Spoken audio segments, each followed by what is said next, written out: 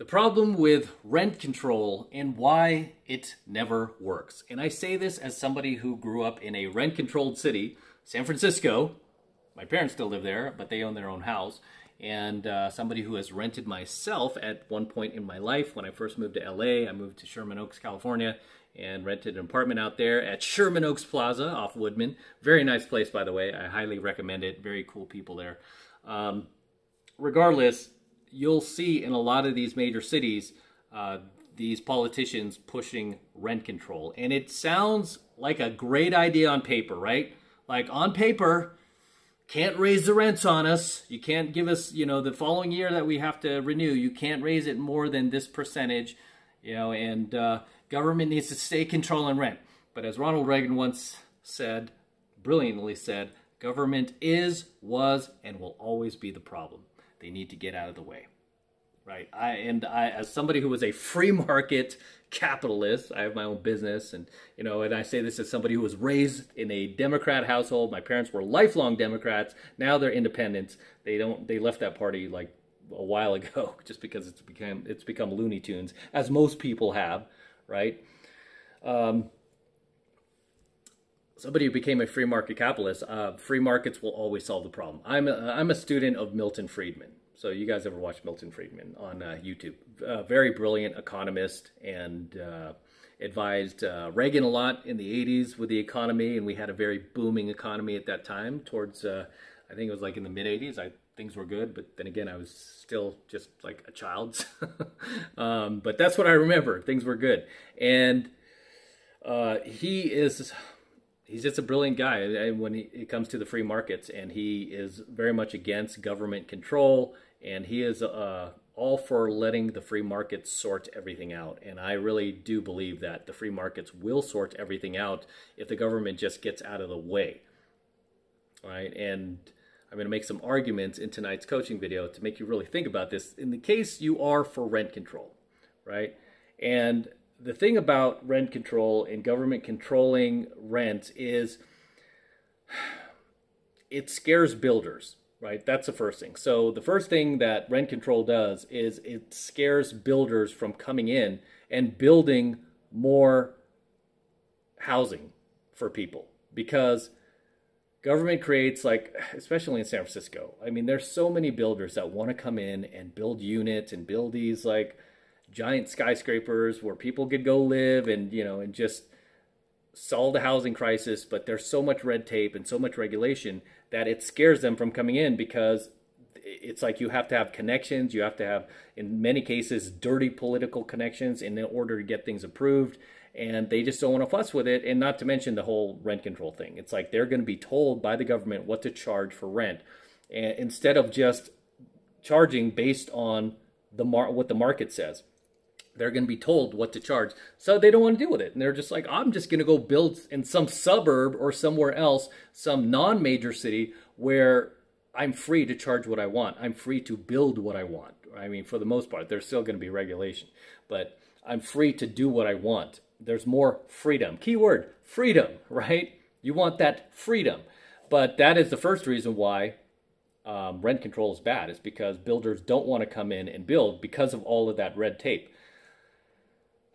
The second reason it's bad is because the government thinks that you're too dumb to think for yourself. That's essentially, the government is the Matrix, by the way. They do think you're too dumb to think for yourself, and they want to do the thinking for you, right? They don't trust the free markets. They don't trust people to make their own voluntary decisions on whether or not they want to pay a certain price. They want to control all that, right? They want to tell you what to charge. And that is essentially like, I mean, they think people are so foolish. I mean, that would be like, say there was no rent control, right?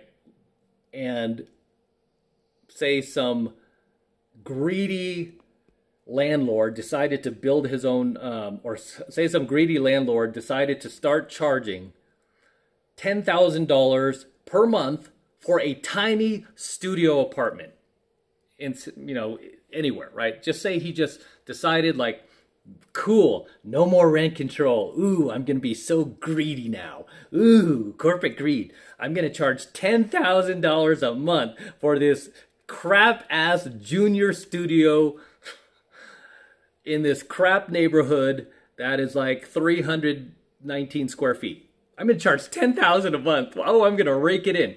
Would anybody really be dumb enough to give him fork over $10,000 a month for this ridiculous, like ridiculously small junior studio apartment in a crap part of town that nobody wants to live in? Who would be dumb enough to give this guy $10,000 for that apartment? Right? But the government thinks that you're too dumb. And you might do that. The government thinks you're that dumb, and you'll fork over that $10,000 like a moron. All right, but the free markets will always, again, the free markets will always correct things, because say the government wasn't in charge, and there are other units around, even in that crappy neighborhood. There are going to be other apartment units, right, in that neighborhood. And say there's no government rent control, all the other landlords have to do is just charge a fair market rate for that same type of unit, right? Say they charge like $250 a month. If that's fair in that area, I don't know. This is all hypothetical. So if $250 a month is fair in that area, guess what? People are going to start responding to his ad and go, okay, yeah, $250 sounds good to me. What about $225? You know, and they might strike a deal, okay? Because no government rent control. Okay, $225, do it, right? $225. And I'll sign a year lease at $225. I get a $25 discount, you know, and this is already like very fair for this unit in this crap ass part of town. So $225, and then that landlord would get his property vacant. You know, it would become, you know, it wouldn't be sitting there like, you know, with a vacancy sign forever and ever. He would get his unit filled, and he would start collecting his $225 per month for that unit. Whereas the greedy miser who wanted $10,000 a month for that same unit, it would just sit empty while he has to continue to pay property taxes. He has to continue to pay the mortgage on that. And he continues to just sit there collecting mold because nobody's in it, right? So the free markets would sort that out. It would kind of be like the government coming in to the car market. Imagine they came into the car market and had car price control. Right? Instead of rent control, they have like car price control. And they started controlling what you can sell your used car for, or what dealers can sell their brand new cars for. What would happen in that case if they took over the car market? Guess what? Car prices would skyrocket. Okay? Car prices would literally go through the roof, as they did during the COVID lockdown, right? Because they shut down the factories. And they shut down not only the car manufacturing factories, but also the semiconductors and, you know, just basically all those electronic parts that are needed in most modern cars today. They shut down those factories, so they couldn't even get the parts to complete these cars. And what happened over the last couple of years to the used car market, and as well as the brand new car market? Prices shot through the roof, didn't they? I mean, if you had a used car that was probably worth like $1,000, you could have got like $5,000 for that piece of garbage, right? Because the government came in and shut things down. But imagine if the government just left everybody alone, kept everything open. No, the world wouldn't have ended because everyone caught COVID. No, that would not have happened. I mean, talk about conspiracy theory. That was the conspiracy that the Matrix was pushing. That, oh, if we don't lock it down, everyone's gonna die. Everyone's gonna catch COVID. When the statistics say it was like senior citizens who were not only just old, but obese, right? And had prior health issues. Those were the people who were most at risk. And those people could have easily just stayed home, right? Again, the government coming in to force everyone to stay home because of these select few group of people was just asinine. It was completely asinine. All those people had to do was just stay home if they didn't want to get sick, or anybody else who was in fear of it. Just stay home.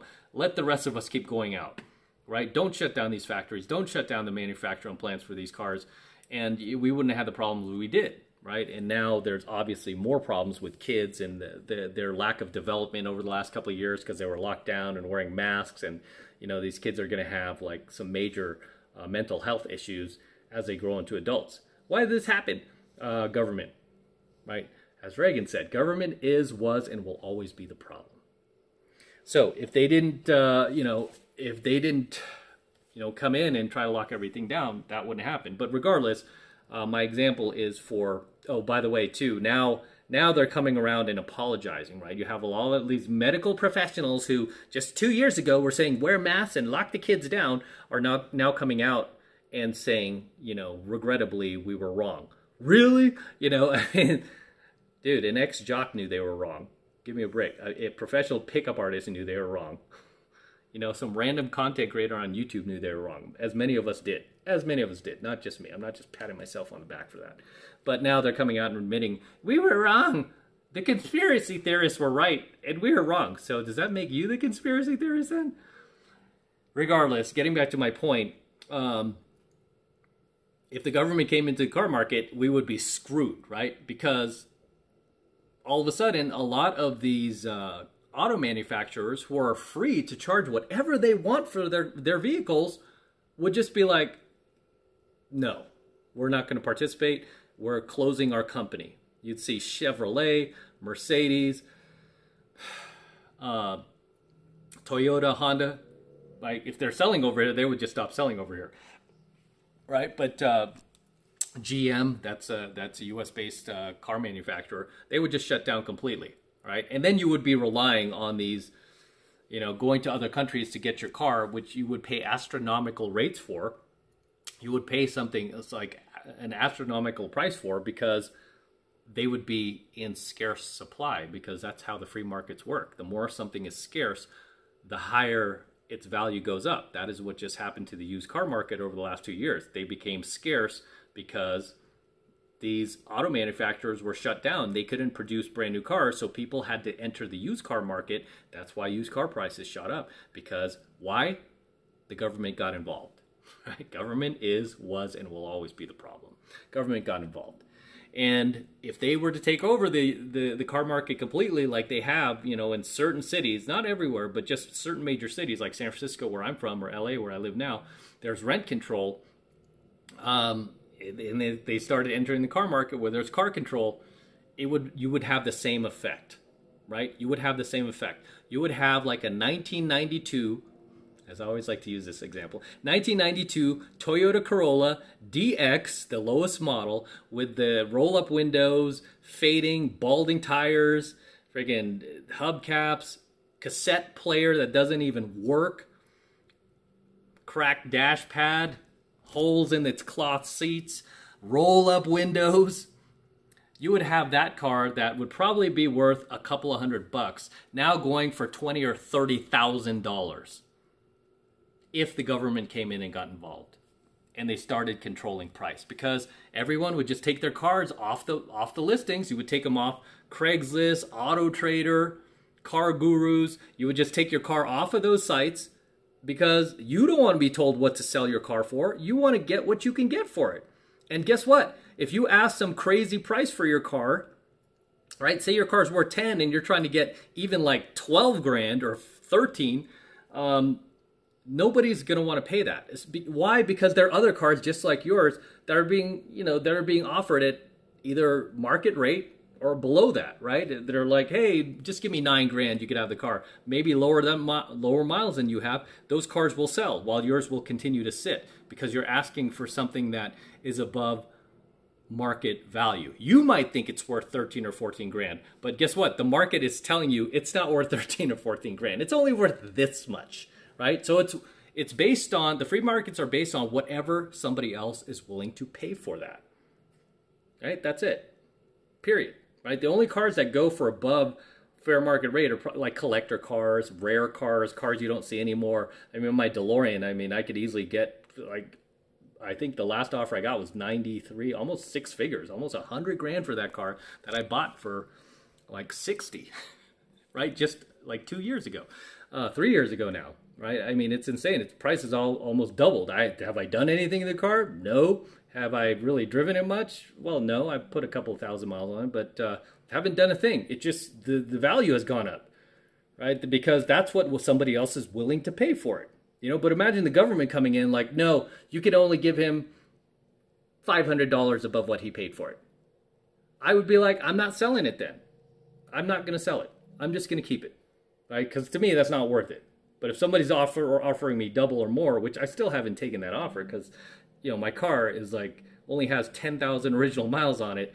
It took me 2 years to find. I don't want to have to go back out there and spend another couple years finding the same type of car. So, I mean, there's the value in that as well. But if the government came in and started telling me, like, this is all you could charge for that car, you could only charge $500 more than what you bought it for, I'd be like, okay, I'm not going to sell it. As would many people, right? Many other people in the same position that, you know, have their own cars would be like, no, I just won't sell. And that's exactly what happened the last couple of years with the used car market. It's just like people didn't want to sell because brand new cars were not being made, and they just held on to their used cars. So you see this happening with the housing crisis is because government is involved. They have rent control. You have builders who don't want to build new units, so you have to stick with the same old 100-year-old unit. Like in San Francisco, some of these buildings are 100 years old, right? Old, gross, moldy, that people are paying thousands and thousands and thousands of dollars for because there's not enough housing to go around. But imagine there was no government involved, government rent control. Guess what? Or regulations. The builders would come in, build all these units. We would solve the housing crisis. Rents would drop dramatically. I mean, literally overnight. As soon as these units go up, I mean, rents would just completely plummet, right? And then it would become affordable. The reason why rents are not affordable in a lot of these major cities and elsewhere is likely because of government rent control, right? Especially in San Francisco. That's a lot, has a lot to do with it. And of course, all the simpletons will always think like, no, it's good because if government wasn't involved, then this landlord would be charging $30,000, $50,000, $100,000 a month for his rent. Who would pay that, right? You have to be reasonable. Who in their right mind would give him that type of money? No, nobody would pay that, right? I mean, even the fact that you're paying this landlord thousands of dollars per month just shows that you're voluntarily participating. You're voluntarily participating in the free markets to pay him what he's asking for, right? The only limitation on him is that he is not allowed to raise your rent after that, right, to whatever he wants. But again, who is going to pay him more than fair market value, right? If he raises your rent another, I don't say 10%, 20%, right? You could be like, okay, well, I'm leaving. I'm going to move. And if you're a good tenant, do you think he's going to want to lose you? Do you know how hard it is to replace tenants? He's not going to want to lose you. He'll be like, hey, you know what? That's okay. I'm only going to raise it this much. Or, hey, I'll keep you at the same rent if you sign a 2-year lease. Whatever it is, whatever agreement you have. But because the government's involved, he's limited to what he can do, what he can offer, and it really scares builders from coming in, because who wants to come in and invest millions of dollars into building units in, say, San Francisco when you're going to be told what to charge for rent, when you're going to be told you have limitations and you have to abide by all these regulations and stipulations from Big Daddy government? Nobody's going to want to come in and build, right? And this is why you see in non-rent controlled areas, rents don't go through the roof. I mean, they're lower than the city. They're lower than most places, especially San Francisco. But as always, guys, before I end on this, if you want to watch more on rent control, there's a great video by John Stossel, who is one of the last fair and balanced journalists on the planet. Watch that video by John Stossel on his YouTube channel, talking about rent control. I think that's even the title of it. But watch Stossel. He's very fair. He's very balanced, and he's one of the few that I would listen to. So, any comments? If you're part of rent control, drop your comments below, how you feel about it, how you like it. If you don't have rent control in your area, tell me about that as well, your experiences with it. If you're a builder, let me know your experiences with that as well. Drop them in the comments below. Or if you live in a major city like I do, San Francisco or Los Angeles, how you like paying that like $5,000 rent for a dinky-ass apartment, let me know in the comments below. Also, make sure you smash that like button and smash the subscribe button as well. Helps me out a ton, guys, especially with the YouTube algorithm. And if you guys love all this content that I'm teaching you, especially my red pill content, even though today's topic was a little off the cuff, if you enjoy my red pill content, best way to support me, or my content period, best way to support me and everything I'm doing here is to become a premium subscriber of my premium Alpha Male Secrets channel. just click that link below. It's only $1 for the very first month of coaching lessons from me for my premium content that you will not find here on my channel. Click that link below. It will take you over to my website where you can get signed up right now. It just takes 2 seconds, so do that now, and I will see you in my next coaching video. Until next time. Here, let's enjoy this lovely view. I'm out here traveling right now, guys. There goes the pool behind me. And this huge, giant lake in the airport as well. It's pretty nice shot. Enjoy.